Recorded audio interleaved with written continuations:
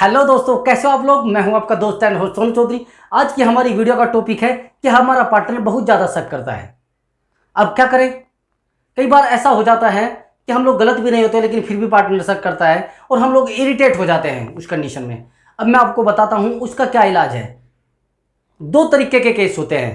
एक तो ऐसा केस कि जहां पर पार्टनर बिल्कुल बहुत ज़्यादा ईमानदार होता है लेकिन फिर भी हमारा पार्टनर हमें बार बार टोकता रहता है कि आप ऐसे हो, आप वैसे हो, आप किससे बात कर रहे हो, आप कहाँ खड़े हो, आपके साथ कौन था। ये ईमानदार पार्टनर के साथ होता है जो अपने पार्टनरशिप में केवल और केवल बहुत ज़्यादा ऑनेस्ट होता है। उनके साथ भी ये सिचुएशन आ जाती है। ये नंबर एक केस है। ये उस तरीके का रिश्ता है जहां पर पार्टनर बहुत ज़्यादा ऑनेस्ट होता है। उस तरीके के केस में ये कंडीशन आती है।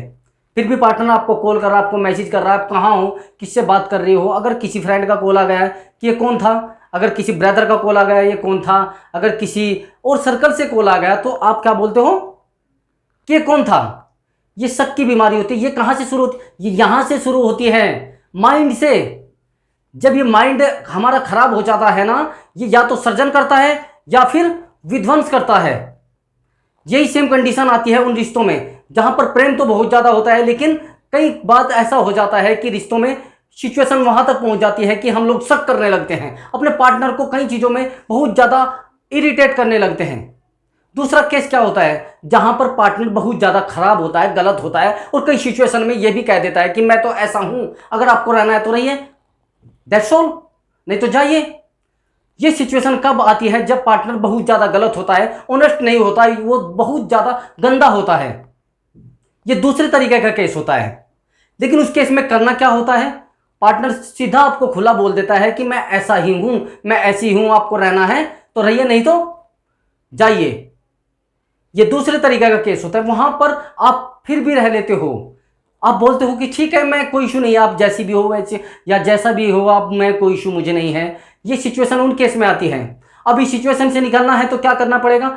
आपको साइको नहीं बनना है। आप इस सिचुएशन में साइको बन जाते हैं। अगर कोई हमारी फ्रेंड है जिससे, या हमारी गर्लफ्रेंड है, अगर वो जोड़ के ले जा रही है तो हमारे दिमाग में एक मामला टिक रहेगा कि कहीं ऐसा ना हो कि किसी ऑफिस वाले बंदे से फंस जाए, कहीं ऐसा ना हो किसी फ्रेंड सर्कल में फंस जाए। ऐसा नहीं होता। कहीं ना कहीं तो विश्वास करना ही पड़ेगा। रिश्तों की डोर बड़ी कच्ची होती है, वो टिकी होती है केवल और केवल विश्वास पे, और टूटने का कारण भी विश्वास ही होता है। इतना भी बिल्कुल खुला मत छोड़िए कि वो कहीं भी जा सके, और इतना भी नजदीक मत जाइए कि वो बंदा आपसे इरिटेट हो जाए और आपको छोड़ने को मजबूर हो जाए। ये सिचुएशन आपके रिलेशनशिप में आ सकती है।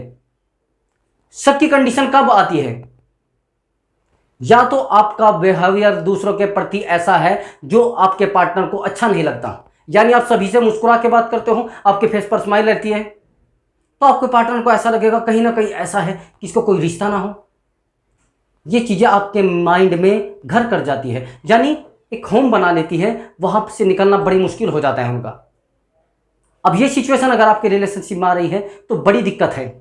शक से बहुत ज्यादा रिश्ते टूटते हैं, और शक एक ऐसी बीमारी के समान है जिसकी कोई दवाई भी नहीं बनी है। ये पुरानी कहावत है कि वहम की कोई दवाई नहीं है। और ये सिचुएशन आपके रिलेशनशिप में अगर आ रही है तो रिश्ते टूटने में ज्यादा समय नहीं है। रिश्तों को संभालने का प्रयास करें। शक बड़ी बीमारियों का रूप ले लेता है।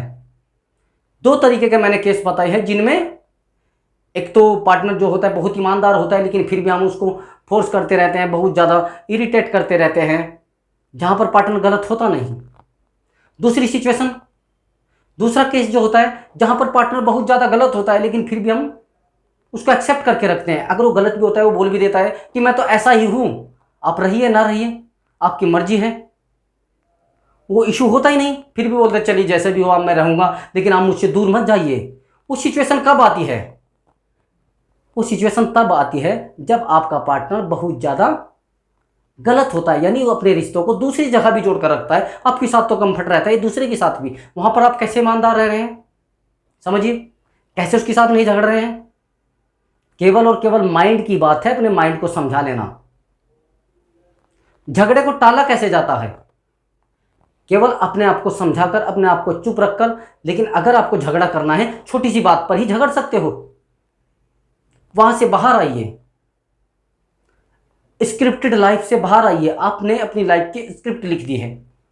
स्क्रिप्टेड लाइफ का मतलब होता है आपने सब कुछ लिखा हुआ है, वहाँ से बाहर आ जाइए, एक स्वतंत्र जिंदगी को जिए, अनस्क्रिप्टेड लाइफ के साथ जिए, तभी आपकी लाइफ सही हो पाएगी। नहीं तो आपने जो स्क्रिप्ट अपने पार्टनर के साथ लिखी है वहाँ पर बंध गए हो आप।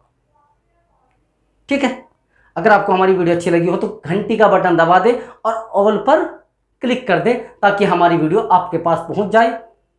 जय हिंद, वंदे मातरम।